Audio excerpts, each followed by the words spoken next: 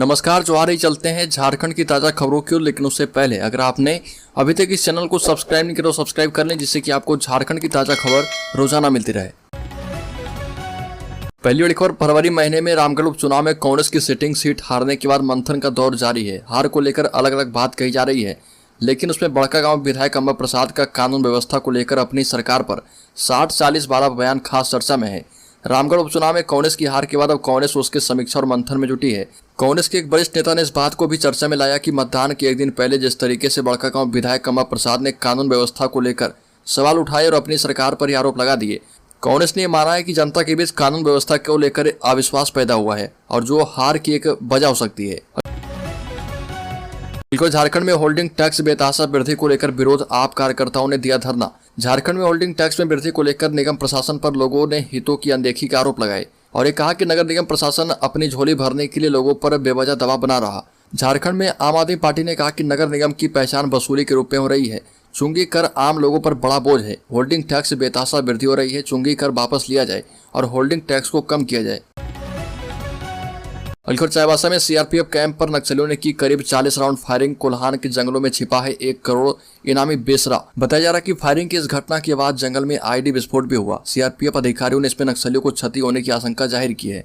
हालांकि विस्फोट से हुए किसी तरह के नुकसान की पुष्टि अभी तक नहीं हो पाई है।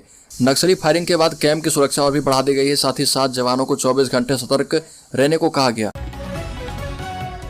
अलखर मिड डे मील घोटाला मामले के आरोपित संजय तिवारी ने कोर्ट में किया सरेंडर। मिड डे मील घोटाले के आरोपित संजय तिवारी ने पीएमएलए कोर्ट में सरेंडर कर दिया। पिछले महीने एसबीआई की हटिया शाखा में झारखंड राज्य मध्याह्न भोजन प्राधिकरण के खाते से 101 करोड़ रुपए फर्जी हस्तांतरण मामले के मास्टरमाइंड संजय तिवारी को इससे पहले सुप्रीम कोर्ट ने राहत दी थी। ईडी ने संजय तिवारी के खिलाफ एक और ECIR दर्ज किया है। ईडी ने बीते 18 जनवरी को रांची के अरगोड़ा थाने में दर्ज मामले को टेक ओवर किया है। अलखर झारखंड विधानसभा में रोजगार नीति को लेकर हंगामा। सरकार की योजना पर विपक्ष ने सीएम से मांगा स्पष्टीकरण। झारखंड विधानसभा में एक बार फिर से विपक्षी सदस्यों ने राज्य की रोजगार नीति पर सरकार से स्पष्टीकरण मांगते हुए हंगामा किया। विपक्षी भारतीय जनता पार्टी के विधायकों ने हंगामा किया और मांग की है कि मुख्यमंत्री हेमंत सोरेन इस रिपोर्ट को स्पष्ट करें कि राज्य की रोजगार नीति वंचित वर्गों के लिए 60% तक नौकरियां आरक्षित करेगी। अलखर राज्य के धनबाद जिले में डीप बोरिंग पर लगा रोक। सरकारी नल में भी पानी नहीं आ रहा। धनबाद शहर में डीप बोरिंग पर रोक है। धनबाद नगर निगम ने आम सूचना जारी करते हुए डीप बोरिंग करने वालों पर कार्रवाई की चेतावनी दी है। गर्मी आते ही शहर के कई इलाके ड्राई जोन बनने लगे हैं। ऐसी स्थिति में बोरिंग कराने की तैयारी कर रहे लोगों के सामने करो या मरो वाली स्थिति आ गई है। नगर निगम की ओर से जारी आदेश में शहर में डीप बोरिंग करने पर जुर्माना और कार्रवाई करने की चेतावनी जारी कर दी गई है। साथ ही नगर निगम के वाटर कनेक्शन में मोटर लगाकर पानी खींचने वालों पर भी कार्रवाई होगी।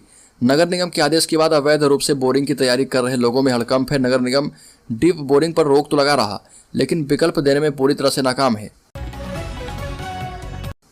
अलखर राज्य के बोकारो जिले में रेलवे जिला प्रशासन और पुलिस की टीम पर ग्रामीणों का हमला। डीएसपी समेत 5 पुलिसकर्मी घायल।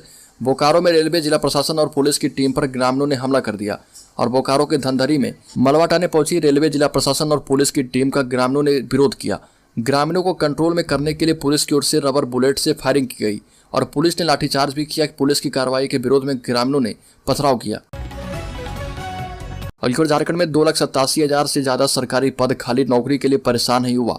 झारखंड के सरकारी विभागों में स्वीकृत नियमित पदों में से करीब 2,87,000 से अधिक पद खाली हैं। सबसे ज्यादा शिक्षा विभाग में खाली है, जबकि गृह विभाग दूसरे और स्वास्थ्य विभाग तीसरे नंबर पर है। हर विभाग में लगभग 50% पद खाली हैं और झारखंड के युवा रोजगार की तलाश में आंदोलन कर रहे हैं। वहीं अलग राज्य गठन के 22 साल से अधिक गुजर जाने के बावजूद अब तक नियोजन नीति पर सहमति नहीं बन पाई है।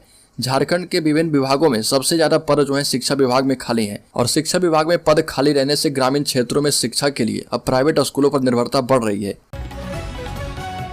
अलखर राज्य में सरना धर्म कोड को लेकर मुखर हो रहे आदिवासी संगठन एकजुटता के साथ बड़े आंदोलन की बना रहे रणनीति। जनजातीय समुदाय के लिए जनगणना में अलग सरना धर्म कोड को लेकर राज्य में राजनीति तेज हो रही है। इसका अंदाजा इस बात से लगाया जा सकता है कि कुछ दिनों के अंतराल पर राजधानी में 3 बड़ी रैलियां विभिन्न आदिवासी संगठनों के बैनर तले हुई है और उल्लेखनीय कि झारखंड विधानसभा ने सर्वसम्मति से जनगणना में सरना धर्म कोड को शामिल करने का प्रस्ताव केंद्र सरकार को भेज रखा है। इसे लेकर अभी तक कोई फैसला नहीं हुआ है। यही वजह है कि आदिवासी संगठन इसे लेकर लगातार दबाव बना रहे और इन रैलियों की सफलता ने आयोजकों को ऊर्जा प्रदान किया है और यही वजह है कि अब इनके बीच एकजुटता की मांग उठ रही है। सन्ना धर्म कोड की मांग के अलावा ये संगठन कुर्मियों को आदिवासी बनाने की मांग का जमकर विरोध कर रहे हैं और चुनाव के पूर्व इन मुद्दों को लेकर राजनीतिक ध्रुवीकरण तय है। आदिवासी केंद्रित राजनीति की वजह से सत्तारूढ़ झारखंड मुक्ति मोर्चा को फिलहाल इसका लाभ मिलता दिख रहा। कराची में H3N2 को लेकर सभी अस्पताल अलर्ट मोड पर हैं। रिम्स में 24 बेड सुरक्षित। Hong Kong flu H3N2 influenza virus को लेकर अस्पतालों ने अपनी तैयारियां शुरू कर दी है। रिम्स से लेकर सदर अस्पताल में इलाज के लिए बेड सुरक्षित किया जा रहा। रिम्स में 24 बेड सुरक्षित किए गए हैं, जिसमें से 12 बेड ट्रामा सेंटर और 12 बेड आइसोलेशन वार्ड में रखा गया है। रिम्स के DMS डॉक्टर शैलेश त्रिपाठी ने कहा कि मरीजों को इलाज के लिए पूरी व्यवस्था कर दी गई है। अभी स्थिति सामान्य है, डरने की आवश्यकता नहीं है, सावधानी के साथ लोगों को रहने की आवश्यकता है और बताया कि आगे अगर किसी तरह से हांगकांग फ्लू के मरीजों की संख्या बढ़ती है तो उसी के अनुरूप अस्पताल में व्यवस्था की जाएगी और जिसके लिए तैयारी की जा रही है। राज्य में मछुआरे करेंगे राजधानी के तालाबों का रखरखाव। नगर निगम ने निकाला है 25,000 से लेकर 1 लाख तक का टेंडर। राजधानी रांची के 6 तालाबों का रखरखाव अब मछुआरे करेंगे। तालाबों के रखरखाव और मछली पालन के लिए रांची नगर निगम ने टेंडर निकाला है। निगम के टेंडर के मुताबिक तालाबों के रखरखाव के साथ मछली पालन किया जाएगा। बनस मथुकुम, देव्यायन, तेतर टोली, हाथमा बस्ती, अरगोड़ा तालाब एवं कांके जलाशय के लिए टेंडर निकाला गया है। तालाबों का टेंडर देने के लिए मछुआरों को प्राथमिकता दी जाएगी।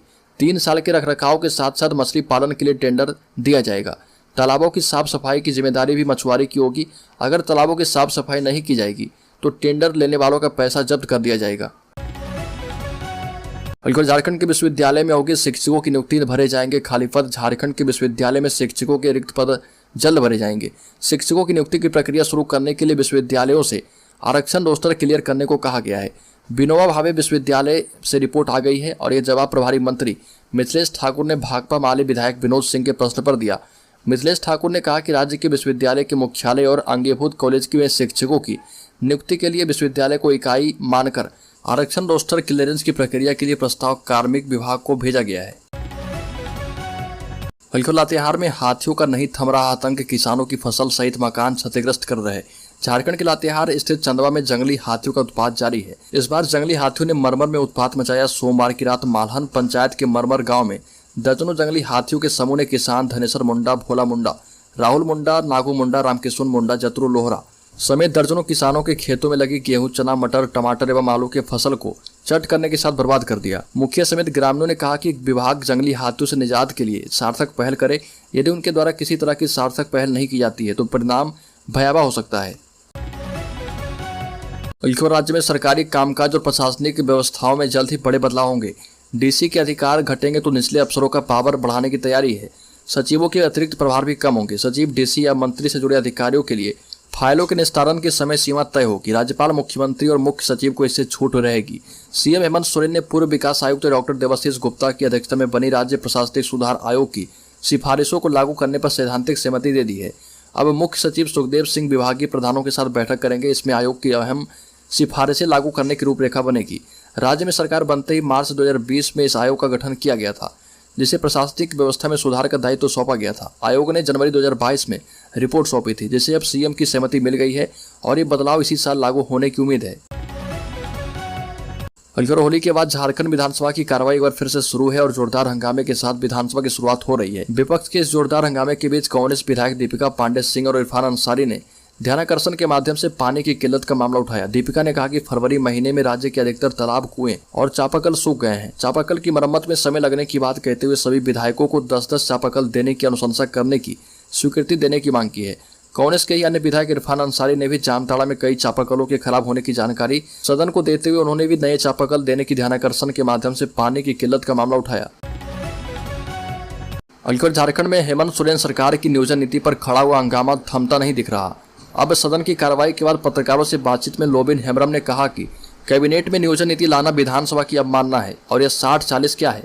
यह भी कहा कि मैं अब तक नियोजन नीति पर सरकार के 60-40 वाले फार्मूले को नहीं समझ पाया हूं। लोबिन हेम्ब्रम ने कहा कि खतियान ही नियोजन का आधार होना चाहिए और यह बहुत सीधी सी बात है। यह भी कहा कि चाहे जितने भी सर्वे हुए हों, लोगों के पास जमीन है तभी सर्वे हुआ है। वरिष्ठ झारखंड मुक्ति मोर्चा विधायक ने कहा कि झारखंड में रहने वाला कोई भी व्यक्ति, चाहे वो आदिवासी, मूलवासी हो, गैर आदिवासी हो या भी किसी भी धर्म अथवा मजहब का हो, यदि उसके पास खतियान है तो वह झारखंडी है और यही नियोजन का आधार होना चाहिए। लोबिन हेम्ब्रम ने कहा कि नियोजन नीति को लेकर प्रदेश के बेरोजगार युवक युवतियों में खलबली है। वो सभी आशंकित और आक्रोशित हैं और सरकार को यह बात समझनी चाहिए। झारखंड के स्वास्थ्य मंत्री बन्ना गुप्ता ने 60-40 नए चलतों को लेकर भाजपा पर गंभीर आरोप लगाए।